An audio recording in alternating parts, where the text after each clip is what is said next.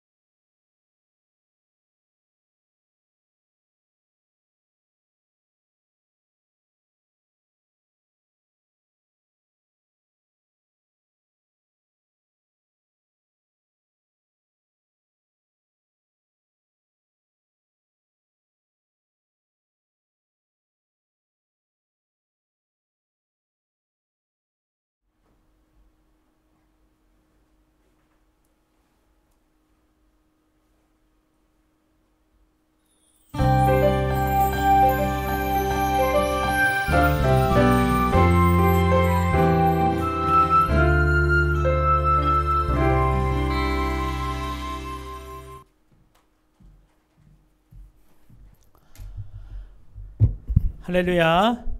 주의 사랑으로 사랑하고 진심으로 축복합니다.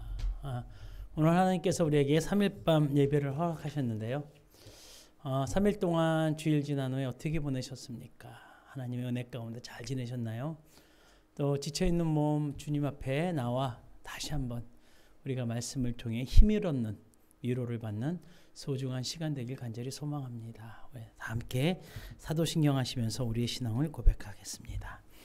전능하사 천지를 만드신 하나님 아버지를 내가 믿사오며 그 외아들 우리 주 예수 그리스도를 믿사오니 이는 성령으로 잉태하사 동정녀 마리아에게 나시고 본디오 빌라도에게 고난을 받으사 십자가에 못 박혀 죽으시고 장사한 지 사흘 만에 죽은 자 가운데에서 다시 살아나시며 하늘에 오르사 전능하신 하나님 우편에 앉아 계시다가 저리로서 산자와 죽은 자를 심판하러 오시리라.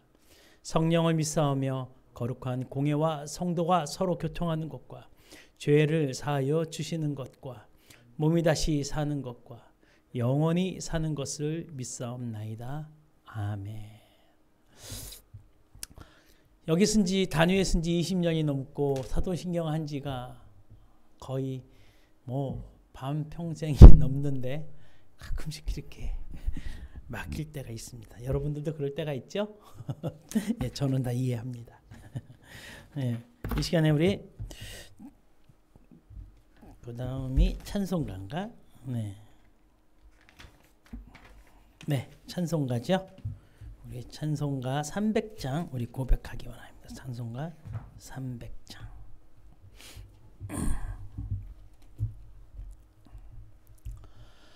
내 맘이 낙심되며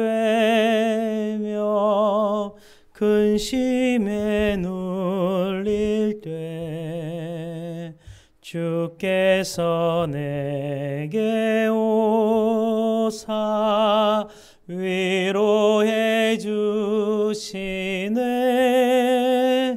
가는 길 캄캄하고 괴로움 많으나 주께서 함께하며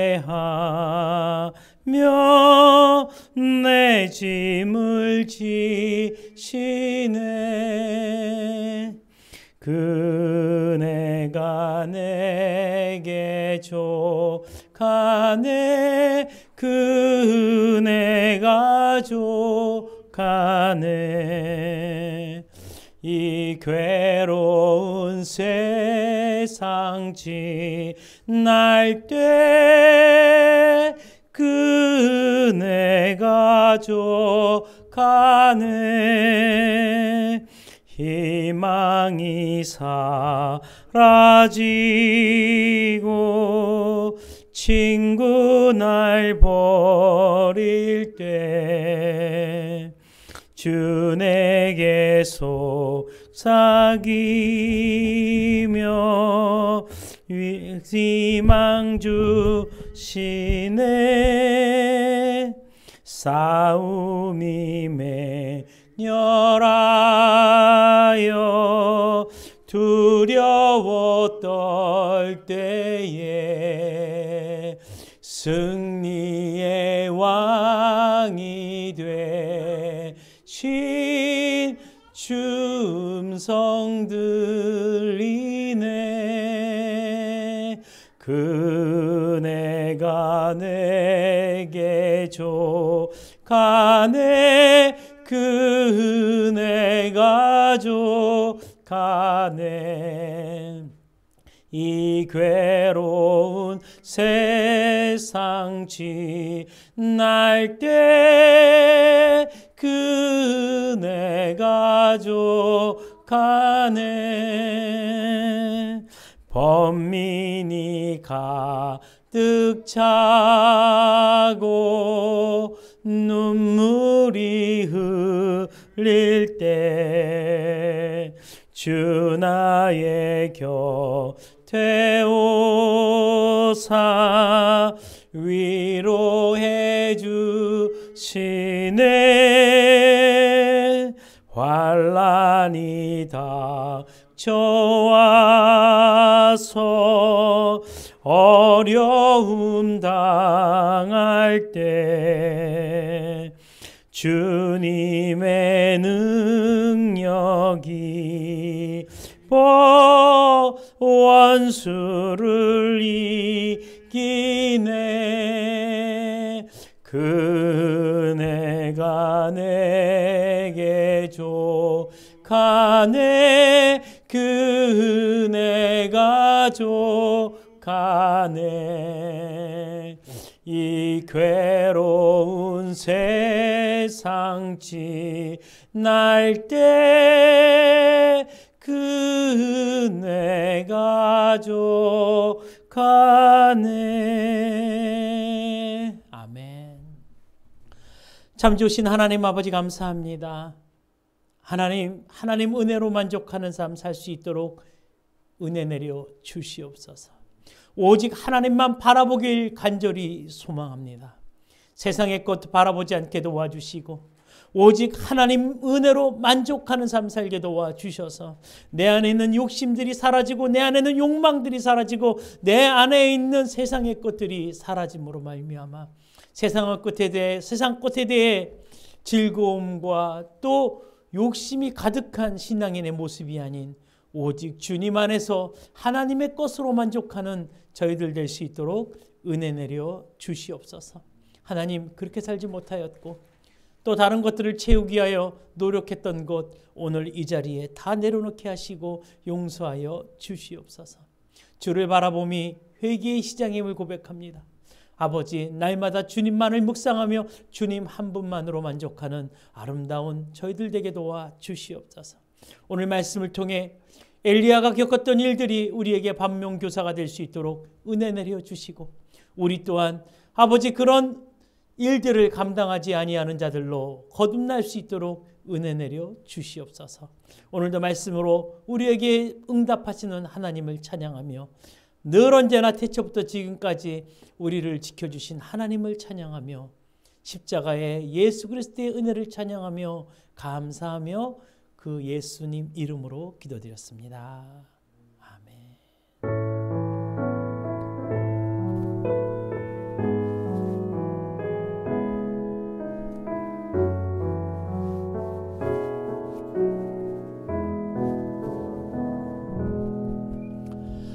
아멘. 할렐루야. 네. 오늘 말씀인데요. 오늘 말씀은 열왕기상이에요. 열왕기상 18장이 지난주에 끝났죠. 제가 수요일은 웬만하면 강해를 하고요. 또 주일은 주제 설교를 해요. 이제 계시록에 대해서 다른 관점으로 7교에 대한 이야기를 이제 곧 한 2주 정도면 마치는데요. 준비하면서 더 새롭게 느껴지는 것들도 많고요. 또 이런 것들이 숨어 있었구나. 예언서라는 입장에서 보는 게 아니라 복음서라는 입장에서 계시록을 보면 진짜 재미있고 흥미롭더라고요. 다 하지는 않아요. 이번에 좀 하고 그 다음에 다시 주제 쪽으로 넘어가서 뭐 구약이나 신약이나 특히 복음서 좀 한번 나눠볼 생각입니다. 오늘은 열왕기상 우리 19장 인물에 대해서 우리가 늘 공부하는 시간. 오늘은 엘리야에 대해서 쭉 18장서부터 강해하고 있습니다. 19장 1절인데요. 왕상 19장 네, 1절에서 8절 말씀인데요. 우리 함께 합독하시겠습니다. 시작.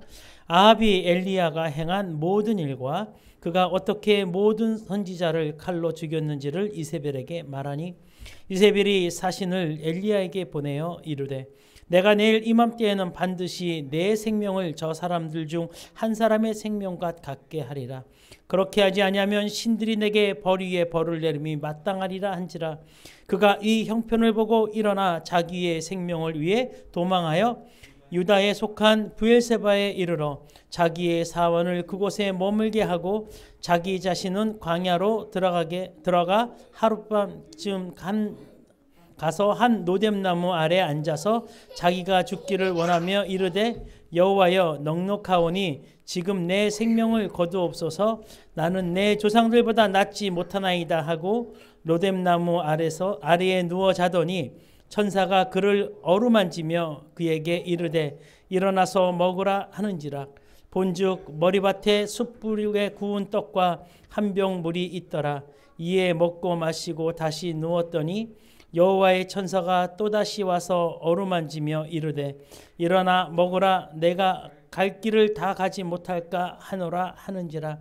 이에 일어나 먹고 마시고 그 음식물에 힘을 의지하여 40주 40야를 가서 하나님의 산 호렙에 이르니라. 아멘. 할렐루야. 예수께서 아이들이 가깝게 오는 것을 금하지 말라고 했어요. 지금 우리 예배당에는 우리 아이들이 뛰놀고 있습니다. 웬만하면 얌전히 앉아 있으면 도움이 많이 될 것 같은데요. 네, 저쪽 뒤쪽 가서 앉아 있을까요? 네. 목사님이 설교를 말씀을 읽다가 부담돼갖고 다시 한번 제가 읽어드릴게요. 저쪽 가서 앉아 있어요. 옳지, 착하지요? 아합이 엘리야가 행한 모든 일과 그가 어떻게 모든 선지자를 칼로 죽였는지를 이세벨에게 말하니 이세벨이 사신을 엘리야에게 보내어 이르되 내가 내일 이맘때에는 반드시 내 생명을 저 사람들 중 한 사람의 생명과 같게 하리라. 그렇게 하지 아니하면 신들이 내게 벌 위에 벌을 내림이 마땅하리라 한지라. 그가 이 형편을 보고 일어나 자기의 생명을 위해 도망하여 유다에 속한 브엘세바에 이르러 자기의 사원을 그곳에 머물게 하고 자기 자신은 광야로 들어가 하룻길쯤 가서 한 로뎀나무 아래에 앉아서 자기가 죽기를 원하여 이르되 여호와여 넉넉하오니 지금 내 생명을 거두시옵소서. 나는 내 조상들보다 낫지 못하나이다 하고 로뎀나무 아래에 누워 자더니 천사가 그를 어루만지며 그에게 이르되 일어나서 먹으라 하는지라. 본즉 머리맡에 숯불에 구운 떡과 한 병 물이 있더라. 이에 먹고 마시고 다시 누웠더니 여호와의 천사가 또 다시 와서 어루만지며 이르되 일어나 먹으라. 내가 갈 길을 다 가지 못할까 하노라 하는지라. 이에 일어나 먹고 마시고 그 음식물의 힘을 의지하여 40주 40야를 가서 하나님의 산 호렙에 이르니라. 아멘.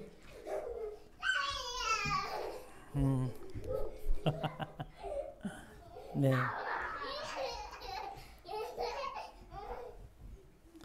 여러분 셰익스피어 아시죠? 여러분 셰익스피어 발음할 때 섹스피어라고 하면 안 됩니다. 일본 영국 사람들 무지 싫어합니다.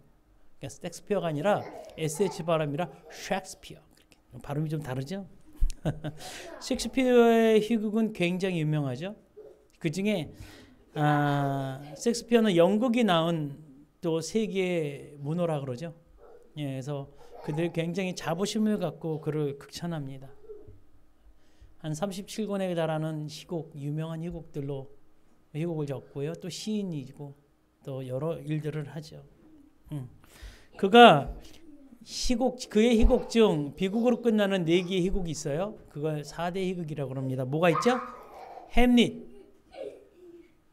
리어왕, 오셀로, 그리고 맥베스입니다. 네, 오셀로는 오델로라고 하고요. 오셀로라고도 합니다. 그 중에 제가 맥베스에 대해서 잠깐 이야기를 나누려고 해요. 맥베스. 스코틀랜드의 영주 그리고 싸움을 잘하는 맹장으로 등장하죠. 시대적 배경은 스코틀랜드의 그런 왕의 그런 왕이 반역을 하고 또 다툼을 하는 그런 시대의 배경인 것 같아요. 덩킹 왕이라는 임금이 있는데 맥베스를 아들과 같이 생각합니다. 맥베스도요, 그를 친아버지처럼 여겨요. 그러니까 덩킹 왕의 충신 중에 충신이 맥베스예요. 그런데 덩킹 왕이 착한 왕이에요. 착한 왕인데 약간 어리석어요. 그래서 충신을 막 죽이고요. 충신을 어렵게 하고요. 그런 행동들을 합니다. 그래서 반역이 일어나요. 그럴 때 누가 가서 그 반역을 제압하죠? 네, 맥베스가 반역을 제압합니다. 성공적으로 진압을 하고요. 그 다음에 왕을 지켜내요. 그런데 아이러니하게도 왕의 반역을 진압한 맥베스가 그 친아버지처럼 여겼던 왕을 죽이고 왕의 자리를 찬탈합니다. 반역에 성공하죠. 처음에 맥베스는요, 그 희곡에 보면 왕의 권세에 도전하고 싶은 마음이 없었어요. 처음부터 그가 욕망을 가지고 왕이 되고 싶었던 생각이 없어요. 그는 왕이 돼서도요, 그런 마음이 아닌 다른 자기의 자존심 때문에 그런 일들을 하고요. 또 왕이 돼서도 많은 정적들을 죽일 때도 그렇게 해요. 그런데 그가 왕이 되도록 부추겼던 인물이 있어요. 그거 뭐냐면 3명의 마녀들이에요. 3명의 마녀들이 그렇게 얘기해요. 너는 장차 이 나라의 왕이 될 거다. 결국 맥베스는 마녀들의 선동에 넘어갑니다. 그들의 이야기를 듣는 거죠. 듣고 난 다음에 욕망이 생기는 거죠. 아, 내가 왕이 될 수도 있구나라고 생각을 하게 되는 거예요. 여러분, 어떤 말을 듣느냐에 따라서 그 사람의 행동이 바뀌어져요. 그 사람의 행동이 좋게도 흐르지만 나쁘게도 흐를 수가 있어요. 즉 뭐예요? 사람은 말의 영향을 받는다 안 받는다? 받는다예요. 누가 지나가다가 좋은 얘기 하잖아요. 그럼 기분이 좋아요. 근데 나쁜 얘기 하잖아요. 하루 종일 화가 나요. 나랑 아무 상관없는 사람이 떠든다 할지라도 그렇게 되는 게 말이에요. 그래서 말은 항상 뭐 해야 되죠? 조심해야 되는 거예요. 그래서 성경에도 말에 뭘 달고 살라? 파수꾼을 달고 살라 얘기하는 거예요. 귀도 마찬가지예요. 그 말을 듣는 거는 귀예요. 그래서 말과 귀는 같이 가요. 같이 가는 거예요. 여러분, 오셀로는 어떤가요? 오셀로도 마찬가지예요, 여러분. 아내 데스데모아라는 여인이 바람을 폈다라는 이야기를 누구한테 들어요?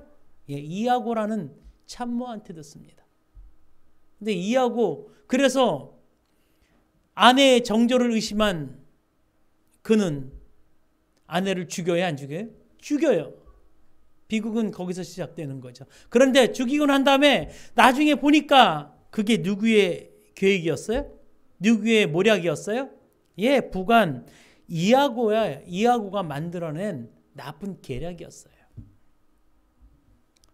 그러자 그는 아내를 생각하며 자살함으로써 이야기를 마치잖아요. 그래서 희곡이 아닌 비극으로 끝나는. 여러분, 셰익스피어가 이 비극적인 희곡들을 통해 우리에게 들려주고 싶었던 이야기들이 뭘까요? 여러 가지 있을 수 있죠. 인간의 욕망, 무지, 사랑, 여러 가지 것들을 우리에게 이야기해 주겠죠. 중요한 것은 읽는 독자, 접하는 독자가 어떻게 그것을 받아들이고 수용하느냐, 그 마음에 따라 여러 가지 교훈을 각자 받아내지 않을까. 저는 이 2가지, 방금 이야기한 2가지를 통해서 이게 생각이 나더라고요. 이런 교훈을 얻었어요. 사람의 말에 흔들리는 우리. 귀가 얇다 그러죠. 누가 얘기하면 간사하게 그걸 듣고 또 마음이 요동쳐서 흔들리는 것. 모름지기 사람은 묵직해야 돼요. 모름지기 사람은 사람의 주변의 말에 따위에 움직이지 않아야 되는 거예요. 그게 확정될 때까지 참고 인내하며 기다리며 가만히 있는 것이 더 좋은 삶이에요. 신앙이 아니라 그런 삶이 좋아요. 그런 삶이 진국이에요. 근데 누가 한마디에 흔들리서는 안 된다. 여러분 주변에 말에 의해 마음이 흔들려 보셨던 적 없어요? 가문이설에 부하내동한 적 없냐고요? 아마 한 번 정도는 경험해 보지 않았을까. 오늘 엘리야의 모습이 바로 이와 같은 모습이라고 말할 수 있어요. 엘리야는 누구도 해낼 수 없는 큰 일을 행합니다. 3년 6개월의 가뭄을 해결하지요. 믿음으로 850명의 선지자들과 싸워 이기지요. 백성들에게 다시 복음을 찾아주는 역할들을 합니다. 엄청나게 큰 일들을 해요. 그 일을 하고 났어요. 그 일들을 한 것을 누가 간증을 해요? 엘리야가 간증하는 게 아니에요. 엘리야를 그동안 잡아 죽이려고 찾았던 아합이 엘리야를 죽이지 않고 엘리야를 칭송하며 누구한테 자랑스럽게 간증을 해요? 이세벨에게. 오늘 그게 19장 1절이잖아요. 이세벨에게 그 남편 아합이 어땠어요? 88장에 엘리야를 잡아 죽이려고 그랬어요. 그랬더니 그가 도리어 그를 찬양하고 칭송하는 이야기를 이세벨에게 합니다. 한번 같이 읽어볼까요? 시작. 아합이 엘리야가 행한 모든 일과 그가 어떻게 모든 선지자를 칼로 죽였는지 누구에게 얘기해요? 이세벨에게 얘기해요. 이세벨에. 여러분, 엘리야가 도대체 어떤 일을 했기 때문에 진짜 사람이 할 수 없는 기적한 일을 했습니다. 기적 같은 일을 했어요. 그런데 이세벨의 남편의 이야기를 듣자 발끈하죠. 왜? 이세벨은 하나님을 믿지 않는 여자예요. 하나님을 믿지 않고 다른 신을 믿고 자라온 여자예요. 그 이세벨에게 뼛속까지 뭐가 있어요? 이방신이 있어요. 그런데 그 자기 신을 수종들도 한 850명을 죽였어요. 화가 나요? 안 나요? 화가 나요. 그러니까 이세벨이 사람을 보내 이야기합니다. 어떤 이야기를 합니까? 2절의 이야기를 하죠. 2절 함께 읽겠습니다. 시작. 이세벨이 사신을 엘리야에게 보내어 이르되 내가 내일 이맘때 반드시 내 생명을 저 사람들 중에 한 사람의 생명과 같게 하리라. 그렇게 하지 아니하면 신들이 내게 벌 위에 벌을 내림이 마땅하니라 한지라. 여러분, 문제는 이 말을 들은 엘리야가 낙담을 하고 도망갔다는 거예요. 근데 이 말의 본질을 보면은요, 생각해보면 이세벨의 이야기가 실제로 일어날 상황이 아니라는 거죠. 생각해보세요. 왜냐하면 내일 이맘때에 여러분 사람을 보냈으면 지금 잡아가야지. 너 죽일 거야. 내일 이맘때 죽일 거야. 이건 무슨 뜻이에요? 저주하는 거예요. 진짜 죽인다? 죽일 마음이 없겠죠. 죽이고 싶겠죠. 그렇다면 지금 잡아가던가 지금 죽이던가. 왜 편지는 미리 왜 보내요? 도망가게 기회를 주려고? 여러분, 이건 그냥 엄포예요. 또 엄포인 근거가 있어요. 이세벨이 엘리야를 죽이려고 했으면 모든 권세를 가진 아합도 엘리야를 살려줬어요. 가뭄으로 인해서 자기의 병사들이 타야 될 말들이 죽어나가고 하니까 엘리야를 찾아 이를 갈았죠. 찾고자, 죽이고자. 근데 그가 이런 걸 모든 걸 해결해요. 그리고 하나님 살아계심을 선포하는 것을 봐요. 아합은 그래도 하나님 제대로 안 믿더라고요. 그럼에도 불구하고 엘리야를 손대야 안 돼요? 저 같으면 그래요. 엘리야 붙잡아 얘도 죽여 그래요. 근데 안 그렇잖아요. 여러분, 부인에게 자랑까지 한 그가 엘리야를 죽일 이유가 없다는 거예요. 하나님의 전능함을 본 아합이 엘리야를 죽이는 것을 승낙하지 않아요. 왜요? 두려우니까. 하늘에서 그불이 내려와 자기를 죽이면 어떻게 해요? 아합은 이런 사람이에요. 하나님을 온전히 믿지도 않았지만 하나님을 두려워하는 존재예요. 그가 엘리야를 죽이겠다고요? 아니요. 이세벨이 아무리 권세가 있어도 이세벨은 부인이에요. 그러면 엘리야 같은 걸출한 인물을 죽이기 위해서는 누구의 승낙을 받아야 돼요? 아합의 승낙을 받아야 돼요. 여러분, 못 죽여요. 정치적인 상황, 이 문맥의 흐름을 제대로 이해하고 있고 또 보면은요, 못 죽인다는 게 나와 있어요. 그런데 엘리야는 이세벨이 무엇하라고, 그 여인이 도대체 어떤 능력이 있다고 그녀의 말 한마디에 도망을 쳤냐는 거예요. 오늘 우리가 이걸 배우자는 거죠. 하나님이 이 엘리야의 이런 모습에, 엘리야의 믿음이 좋았던 모습도 우리의 삶의 교훈이 되고 신앙의 교훈이 되지만, 엘리야가 실족하고 엘리야가 낙담하며 도망간 그 모습 가운데 하나님께서 우리에게 너희들도 이런 것을 뭐로 삼으라? 반면교사로 삼아라. 반면교사로. 여러분, 이 질문에 대한 해답이 3절에 나와 있어요. 3절인데 우리 3절 말씀을 함께 읽기 원합니다. 시작. 그가 이 형편을 보고 일어나 자기의 생명을 위해 도망하여 유다에 속한 부엘세바에 이르러 자기의 사원을 그곳에 머물게 하고, 그랬어요. 그렇게 돼 있죠. 그러나 그가 이 형편을 보고 저는 여기서 본다는 말이 눈에 훅 들어오더라고요. 본다는 말이. 여러분, 본다는 단어 자체는요, 우리의 마음의 시선이 눈에 가는 곳에 보는 거죠. 눈에 가는 곳에. 눈은 뭐라고 되어 있어요? 마음의 창이에요. 여러분, 눈을 마음의 창이라고 얘기하는데, 그러면 내 시선이 가 있는 곳, 마음이 가 있는 거예요. 마음이 가 있는 것. 즉, 본다는 것은 마음의 시선이 머무는 것을 이야기해요. 마음의 시선이 머무는 곳. 여러분, 엘리야의 시선이 어디에 지금 고정되어 있다 그래요? 이 형편이요. 이 형편. 그 형편이 어때서? 자기가 죽인다고 실세이지만 죽이려고 달려드는 그 존재. 우리는 그 존재가 누구죠?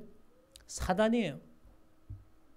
그래서 사단은요, 우리를 두루 찾아 사자가 오는 것처럼 길거리를 돌아다니면서 우리를 죽이려고 어르렁대며 찾아 돌아다닌대요. 제가 성경은 안 찾았어요. 일부러 안 찾았어요. 다 아는 그런 본문 구절이기 때문에. 그 으름장 같은 것들. 여러분, 여기서 한 가지, 사단은 우리들에게 항상 겁을 준다는 거예요. 그러나 실질적으로 어떤 행동을 가해요? 못해요, 여러분. 사단은 겁만 줘요. 여러분, 귀신이 있어요, 없어요? 귀신 있어요? 성경에 있어요? 성경에 있는 귀신을 우리가 없다 그러면 안 돼요? 성경에 있기 때문에. 자, 귀신은 근데 뭐라고 돼 있어요? 물에 빠진 물귀신? 아니요. 처녀가 죽으면 처녀 귀신? 아니요, 그런 거 아니에요. 여러분, 귀신의 존재를 규명하면은 귀신은 속이는 자예요. 속이는 자. 뭘 속이는 거예요? 마치 죽일 것만 같아. 마치 너가 이 일을 안 하고 예배를 안 드리고 마치 네가 일을 하면은 좀 더 잘 살 것 같아. 그런 마음을 씌우는 거야. 속이는 거야. 그래서 참소의 영이다 그래요. 우리를 흔들어 놓고 뒤에서 속삭이며 죄를 짓게 하는 영이다라는 거죠. 여러분, 그 형편인데 엘리야가 그 형편의 시선을 고정시켜요. 아이고 주여. 여러분, 엘리야가 어떤 사람이에요? 여러분, 18장에 엘리야가 도대체 누구에게 시선을 고정시켰던 사람이에요? 오직 하나님께 고정을 시켰던 사람이에요. 그게 어디 나와요? 예배예요. 예배. 무너졌던 제단을 수축하고 하나님께 응답을 구했으며 선포하며 이 백성들이 하나님 살아계심을 보라고 얘기했던, 그것은요, 내 시선이 하나님께 고정되어 있지 않고 내 마음에 하나님께 고정되어 있지 않으면 도저히 선포할 수 없는 내용들이에요. 그랬던 그가 이 형편으로 시선이 옮겨졌다라는 이야기를 오늘 하고 있는 거예요. 그 형편, 거짓된 형편. 여러분들, 지금 여러분들이 힘드시나요? 오늘 아니면 죽을 것 같아요? 안 그래요, 여러분? 여러분 살아있어요. 근데 오늘 여러분 죽을 것 같으니까 자살을 해요. 그랬으니까 이 자리로 회피를 해요. 그러지 마시기 바랍니다. 꿋꿋하게 그 자리를 도전하시기 바랍니다. 속이는 거에 속지 마세요. 우리가 하나님을 온전히 믿었다면 우리는 하나님의 축복받는 사람이고 하나님의 은혜 가운데 넘쳐남을 보게 될 사람들이라는 거예요. 그런데 어떻게 해요? 이 형편에 눌리기 시작하면 그때는 믿음이 흔들리게 된다라는 것입니다. 그래서 본다라는 것은요, 확정적인 의미가 있는 거예요. 의미가 있는 거. 보는 거. 내 눈으로 봤는데? 여러분, 법정에서 살인사건이나 어떠한 사건 현장을 목격한 사람들의 증언이 신빙성이 있어요, 없어요? 크게 채택이 돼요. 그 사람이 거짓말이 아닌 진짜 그것을 봤을 때는 그것들이 결정적인 역할을 합니다. 그걸 갖다 뭐라 그래요? 목격자라고 해요. 목격자. 확증적인 걸 말해줄 수 있는 사람을 이야기하는 거예요. 즉 엘리야는요, 이세벨의 말을 듣고 확정을 해버렸어요. 뭐요? 내 생명이 누구한테 있다? 이세벨에게 있다라고 확정을 했어요. 그러나 그게 맞나요, 여러분? 여러분, 생명의 주관자는 누구죠? 하나님 앞 큰 소리로 생명의 죽은 자는 하나님이에요. 우리의 생명의 주관자는 하나님이시고 우리의 인생의 주관자는 하나님이신 거예요. 이게 믿음의 사람, 하나님께 시선을 고정시키고 우리의 마음을 집중한 자들의 고백이에요. 그랬던 엘리야가 한순간에 무너져요. 뭐 때문에 무너지는 거예요? 오늘 엄청 중요한 거예요. 하나님이 시선을 잠시 잠깐 옮겼어요.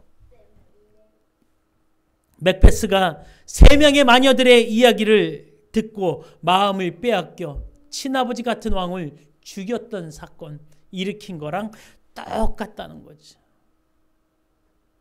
여러분, 우리 안에 딱 있는 이야기예요.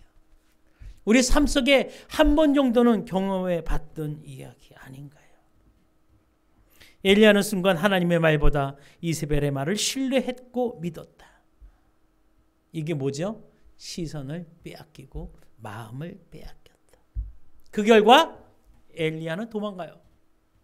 엘리야는 도망갑니다. 여러분, 우리가 시선을 뺏기면, 세상의 시선이 쏠리고 하나님한테 뺏기면 우리는 도망다니는 신세가 돼요. 우리는 당당한 믿음의 자녀로서 도망다니지 않게 되는 은혜가 있게 되길 간절히 소망합니다. 예, 엘리야가 도망간 게 뭐 때문에 도망갔어요? 답이 나오잖아요. 자신의 생명을 위하여. 시선을 빼앗겼으니 그때부터는 생명이 누가 관장하는 것처럼 보이는 거예요? 여러분, 18장에는요. 엘리야는 죽으면 죽으리다예요. 그 생명이 누구한테 있다고 의뢰를 해요? 하나님께 있다고 의뢰를 하는 사람이에요. 그리고 실질적으로 우리의 생명은 누구한테 있어요, 여러분? 하나님께 있어요. 단 하루를 살더라도 우리의 생명이 하나님께 있음을 고백하며 사는 사람이 되길 간절히 소망합니다. 그때 여러분들의 인생 누가 책임져요? 하나님이 책임져요. 자, 여기서 중요한 한 가지, 시선을 하나님께 두는 사람은요, 우리의 생명이 누구에게 있다고 믿는 사람이에요? 하나님께 있다고. 반면에 시선이 하나님이 아닌 다른 곳에 있게 되면 그 생명은 누가 지켜야 된다고 봐요? 내가. 이제부터 고생이 시작되는 거예요. 하나님이 지켜주는 삶이 낫지 자신이 생명 지켜보세요. 여러분, 길거리 하나 다니다가 달려드는 버스, 택시들 다 조심해야 돼요. 볼 때 두리번 하고 다녀요. 위에 옥상에서 돌멩이 하나 따라서 머리에 맞으면 어떡하라고요? 지구가 갈라지면 어떡하죠? 갑자기 전쟁이 나가고 폭탄 떨어지면 어떡하죠? 모르는 거예요. 그러나 우리의 생명은 누구한테 있어요? 하나님께. 뭐요? 마음의 안정 상태가 안정될 수 있고 그러지 못할 수도 있다라는 것을 이야기하는 거예요. 여러분. 우리 사람은 눈으로 본 것을 마음으로 확정하는 경향이 있잖아요. 그래서 오늘 저는 본다라는 단어가 그렇게 눈에 크게 들어오더라고요.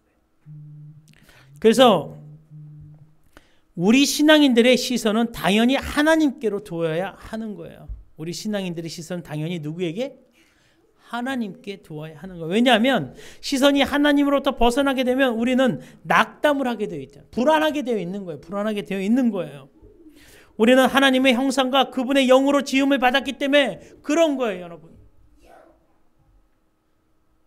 본질상 우리는 하나님으로부터 시작된 존재들이기 때문에, 하나님으로부터 창조된 존재이기 때문에 그런 것들을 더욱 느낄 수 있는 거예요.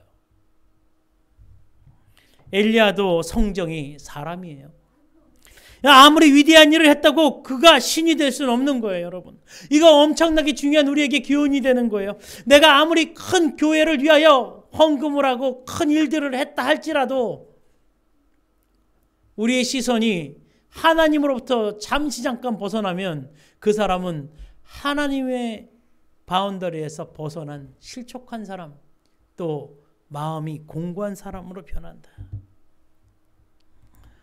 하나님의 교회에 큰 일을 한 목회자들, 말년이 좋지 않은 목회자들 많이 봤죠. 마찬가지입니다. 그 누구도 예외가 될 수 없어요. 우리는 이것을 믿고 가야 되고요. 이것을 늘 경계하며 반면 교사로 삼아야 하는 거예요. 끝까지 끝날 때까지 우리는 시선을 누구에게 고정시켜야 되죠? 하나님에게 고정시켜야 하는 것입니다. 여러분, 우리 엘리야를 통해 우리에게 하나님께서 이 내용을 반면 교사로 삼으라고 하는 거예요. 여러분, 시선 어디다 두고 살아요? 오늘 시선 어디다 두셨어요? 하나님 앞에 온전히 두셨나요? 아니면 여러분들의 세상을 기웃거리는 시선이 여러분들 가운데 있었나요? 마음이 요동함이 있었나요? 글쎄요. 여러분, 엘리야는 자신의 생명으로 인해 불안함으로 브엘세바로 도망을 가요. 자신이 지키려고. 하나님이 지키면 안 도망가죠. 그럼 나는 죽으면 죽으리라. 에스더처럼. 하나님을 향한 온전한 믿음이 있었다면. 근데 어디까지 도망가요? 브엘세바까지 도망가요. 여러분, 이스라엘 나라는 큰 나라는 아니지만 여러분, 브엘세바라는 것은 남쪽 끝을 이야기하는 거예요. 우리나라를 뭐라고 하죠? 한라에서 백두까지. 그러면 이스라엘은요, 단에서 브엘세바까지. 단은 북쪽에 있는 끝단이고요. 그 헐몬산 바로 밑에 있는 도시가 단이에요. 그리고 쭉 내려오면서 광야가 시작되죠. 그 광야에 위치한 도시가 바로 브엘세바예요.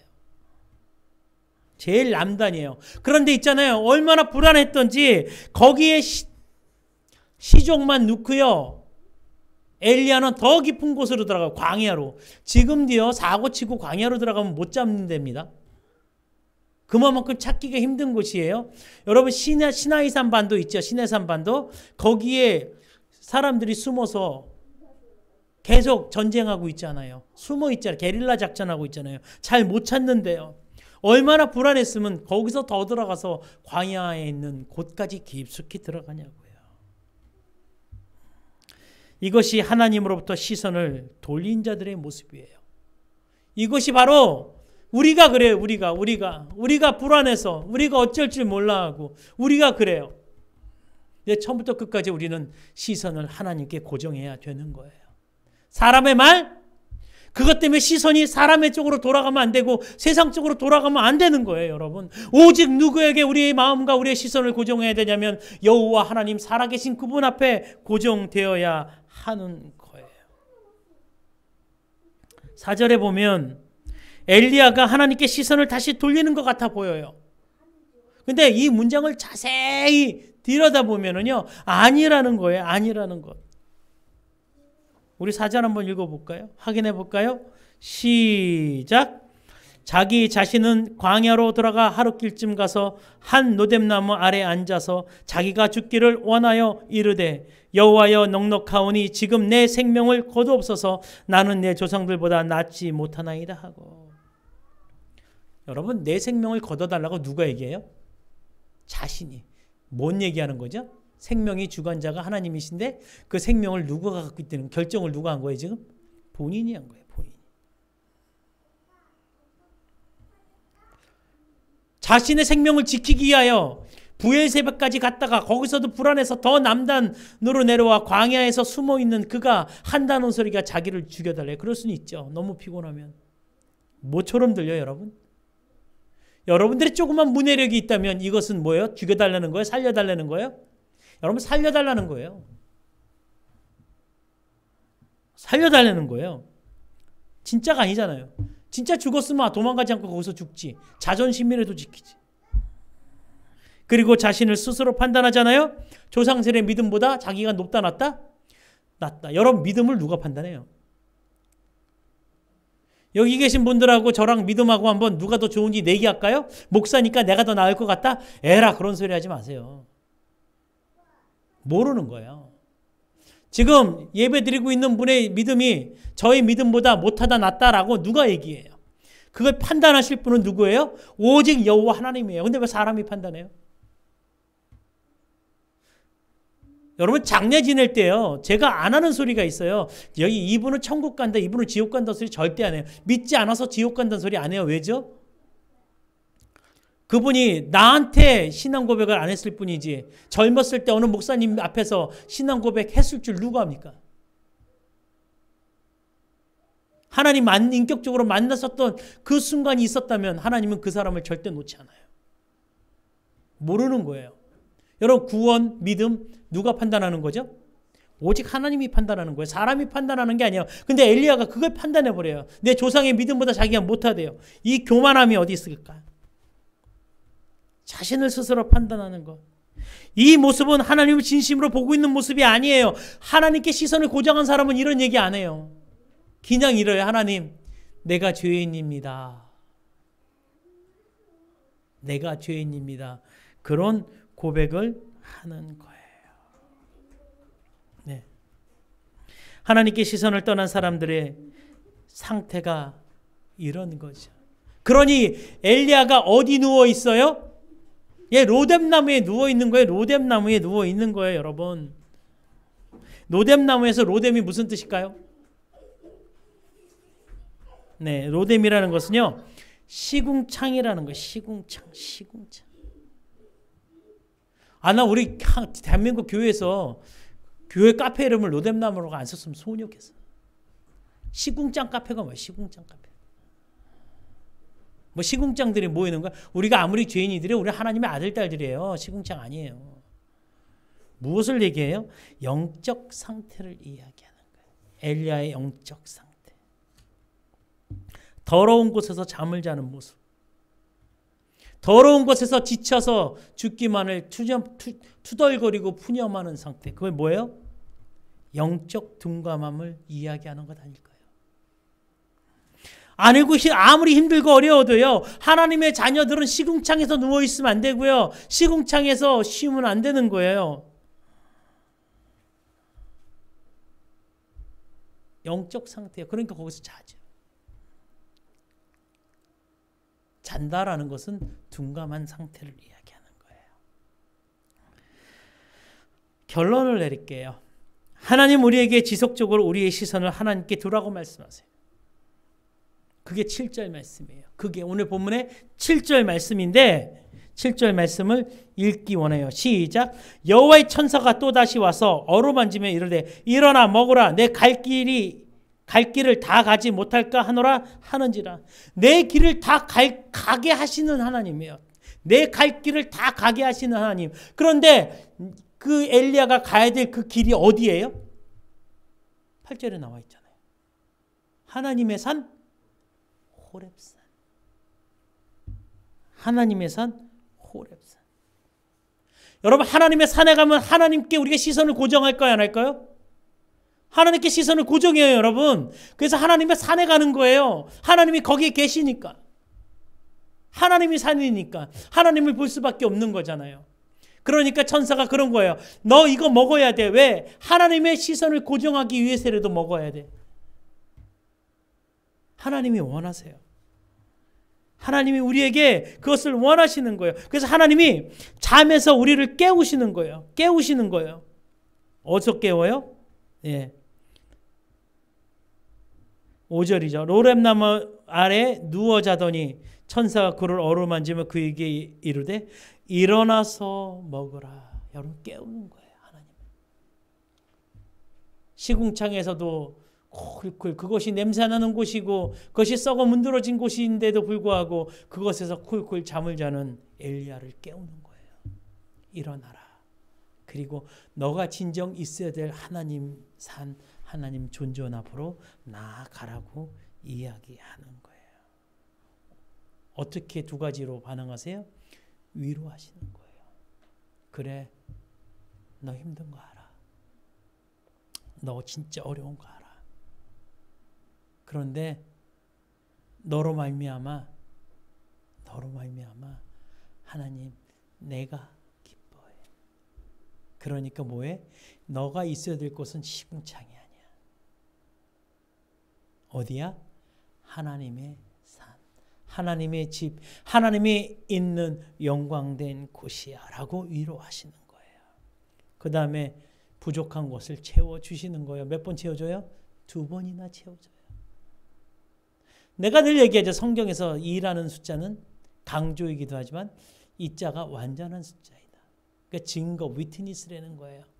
너의 인생 가운데 시궁창이 아닌 하나님의 성전에 있게 하기 위하여 내가 너를 위로하고 은혜 베풀고 사람을 보내주는 거야. 왜? 하나님의 산에서 하나님을 바라보게 하기 위해서. 하나님의 시선을 놓쳐서 부엘세바에서 나와 밑에 죽을 수밖에 없는 광야까지 뛰쳐나와 시궁창 같은 나무 밑에서 썩어져 드러누워 있는 엘리야를 다시 일으켜 세워주는 하나님. 그 하나님이 누구와 함께 하세요? 저와 여러분들과 함께 하세요. 힘들고 어려운 숨 넘어가려는 상황 혹시 여러분들 가운데 있으십니까? 그러면 더욱더 하나님께 시선을 집중시켜 보십시오. 여러분, 복음성가 중에 옛날 복음성가에 이런 게 있어요. 참 좋은 거죠. 이 가사를 흥얼거리고 하나님께 찬양할 때마다 난 괜히 은혜가 되더라고요. 이런 거예요. 괴로울 때 주님의 얼굴 보라. 평화의 주님 바라보아라. 세상에서 치달린 친구들아, 위로의 주님 바라보아라. 눈을 들어 주를 보라. 내 모든 염려 주께 맡겨라. 슬플 때 주님의 얼굴 보라. 사랑의 주님 안식 주리라. 내 모든 염려 주께 맡기기 위해서는 쳐다봐야 돼요. 여러분, 염려라는 무게는 항상 똑같아요. 부자나 가난한 자나 배운 자나 못 배운 자나 인생의 염려는 다 갖고 있어요. 그 시소의 반대쪽에 무엇이 강화되면 믿음이라는 게 강화돼서 쭉 믿음이 깊어지면 근심과 염려는 위로 올라갑니다. 그게 뭐죠? 우리가 주님께 시선을 바라보며 믿어버리는 거예요. 하나님이 하시겠지. 그럴 때 우리의 근심과 염려가 사라지는 거예요. 괴로울 때 주님의 얼굴 보라. 평화의 주님 바라보아라. 세상에서 시달린 친구들아, 위로의 주님 바라보아라. 눈을 들어 주를 보라. 내 모든 염려 주께 맡겨라. 슬플 때에 주님의 얼굴 보라. 사랑의 주님 안식 주리라. 할렐루야. 힘이 없고 연약한 때 능력의 주님 바라보래요. 주의 이름 부르는 모든 자는 힘 주시고 늘 지켜주신대요. 눈을 들어 주를 보라. 내 모든 염려 모두 주께 맡겨라. 슬플 때에 주님의 얼굴 보라. 사랑의 주님 안식 주리라. 이래서 우리는 하나님께 우리의 시선을, 우리의 마음을 고정시켜야 하는 겁니다. 그렇게 하기를 원하시는 하나님의 그 돌보심에 5절, 6절 우리가 읽지 않았지만 제가 익히 얘기한 대로 우리에게 위로하시고 우리에게 먹을 것을 채워주시며 하나님의 목표, 우리에게 주어진 그 곳까지 갈 수 있는 그 힘을 주시는 하나님. 우리 5절, 6절 제가 한 가지 안 이야기한 거 있는데 지금부터 그거 한 2분 정도 얘기하고 마칠 거예요. 5절, 6절을 함께 읽기 원합니다. 시작. 로뎀나무 아래에 누워 자더니 천사가 그를 어루만지며 그에게 이르되 일어나서 먹으라 하는지라. 본즉 머리밭에 숯불에 구운 떡과 한 병 물이 있더라. 이에 먹고 마시고 다시 누웠더니 왜 이렇게 해 주셨는지 아까 얘기했죠. 네가 갈 길 다 가게 하기 위함이라. 그렇게 하기 위해서 하나님이 위로를 채워주시는 이유가 바로 거기에 있는데요. 우린 여기서 굉장히 또 한 가지 마지막으로 하나님이 원하시는 삶, 하나님이 살게 해주세요. 내가 바둥바둥 된다고 사라지는 거 아니더라고요. 하나님께 시선을 고정하고 하나님이 내 인생을 책임져 주시고 내가 하고 있는 일을 책임져 주실 거야. 저 그래서 사람 안 쳐다봅니다. 아무리 힘들어도 하나님 바라봐요. 아무리 어려워도 하나님 바라보고요. 그분이 늘 지금까지 나와 함께 하셨기 때문에 나를 통해서 이루실 그 사역을 감당케 하시기 위하여 저를 버리지 아니하시고 내게 위로하시고 공급하심을 저는 믿고 고백해요. 그래서 지금까지 누구한테 어떤 사람한테 가서 머리 숙이며 도와달라고 얘기한 적 없어요. 앞으로도 안 할 거예요. 하나님만 바라보고 갈 거예요. 하나님의 음성 듣고 하나님께 내 시선을 고정하고 내 마음을 정하고 내 마음이 확정되었다는 그 고백 가운데 오로지 주만 믿고 갈 거예요. 각자 다 다른 소명이 있죠? 누구는 장로의 길, 누구의 권사의 길, 누구는 성도의 길, 하나님께서 다 각자 주셨죠. 어떤 사람은 성도사의 길, 어떤 사람은 어려운 사람을 돕는 자의 길, 긍휼 사역의 길, 많은 것들을 주셨어요. 좋아요. 그 모든 사람들이 해야 될 마지막 단 한 조각의 이야기, 나의 시선을 하나님께 고정시켜야 한다. 다시 한번 물어보죠. 여러분의 시선은 지금 어디에, 무엇에, 누구에 고정돼 있나요? 하나님께 고정하는 신정한 믿음의 사람으로 거듭나시길 간절히 소망합니다. 기도하겠습니다. 참 좋으신 하나님 아버지 감사합니다.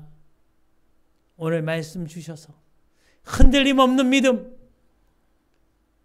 주님만을 바라보는 믿음, 모든 것이 주님 한 분만으로 만족하다는 그 고백이 우리의 삶의 고백이 되게 하시는 그 믿음 주심을 감사드립니다. 엘리야도 실족하였습니다. 어쩌면 우리가 실족하고 우리가 쓰러지는 것은 당연한 것일 수 있사오나 하나님 아버지, 오늘 무릎 꿇었다면 내일은 승리할 수 있는 힘을 우리에게 더하여 주시옵고 오직 우리의 시선이 주님께 하루하루 고정시키는 믿음의 시간, 믿음의 싸움, 승리하는 시간 될 수 있도록 은혜 내려 주시어서 오직 하나님의 주시는 위로와 하나님의 주신 것으로 하나님의 나라를 확장시키며 하나님의 교회를 세워나가며 하나님의 백성들을 위로하는 자 될 수 있도록 주님 은혜 내려 주시옵소서. 각자 주어진 소명대로 충성하는 저희들 되게 도와주심을 찬양하며 감사드리며 이 모든 말씀 나사렛 예수 그리스도의 이름으로 기도드렸습니다. 아멘. 할렐루야. 우리 꼬맹이들이 막판엔 다 이구동성으로 아멘 하네요. 아이고, 그래, 끝이 좀 다 좋은 거예요. 괜찮아요. 하나님의 교회에 성도들 뛰어다니는 거, 저는 그게 진짜 교회라고 생각해요. 힘들 때요? 와서 웃으세요. 기쁠 때요? 와서 춤추세요. 아이들 들 곳이 없어요? 데리고 와서 같이 예배 드리세요. 지금 슬금슬금 올라오고 있습니다. 자, 모두 일어나셔서 축담으로서 오늘 예배 마치겠습니다. 광고는 주보를 참고하시고요. 네, 기도할게요. 하나님 아버지 감사합니다. 우리에게 은혜 주신 하나님을 찬양합니다. 우리에게 말씀 주신 하나님을 찬양합니다. 하나님, 우리도 인간인지라 어쩔 때는 하나님에게 시선을 뺏길 때가 너무나 많습니다. 어쩔 때 내 욕망이 불타오르고 어쩔 때 내 욕심이 어쩔 땐 내가 좋아하는 것들로 인해 내 눈이 가려지며 하나님과의 거리가 단절될 때도 너무나 많습니다. 그러나 오늘 이 시간에 고백합니다. 나의 시선이, 나의 마음이 다시 주님을 향하게 도와주시옵소서. 나의 사는 곳이 호렙산이 되게 도와주시고 하나님이 있는 곳이 되게 도와주시고 하나님께 시선을 고정할 수밖에 없는 곳이 될 수 있도록 은혜 내려 주시옵소서. 내 생명 내가 걱정하지 않게 도와주시고 오직 하나님만이 우리의 삶을 주관하여 주신 자라는 그 고백이 우리의 삶의 고백, 신앙의 고백 되게 도와주시옵소서. 이제는 그리스도 은혜와 하늘아버지의 원하신 사랑하심과 성령님의 감동 역사 충만 위로하심이 우리의 시선을 하나님께 고정하고자 하는 모든 성도들 마음 가운데 하나님의 크신 은혜와 위로와 또 채워주심의 은혜가 넘쳐나길 지금부터 영원토록 간절히 축원하옵나이다.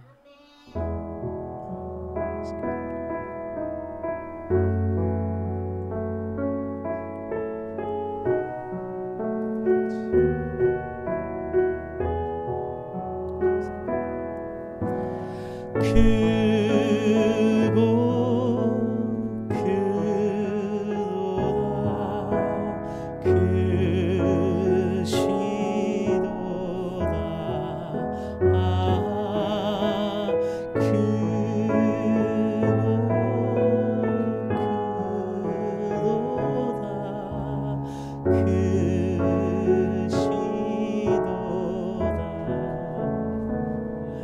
예배를 마쳤습니다. 평안한 나머지 한 주말 되시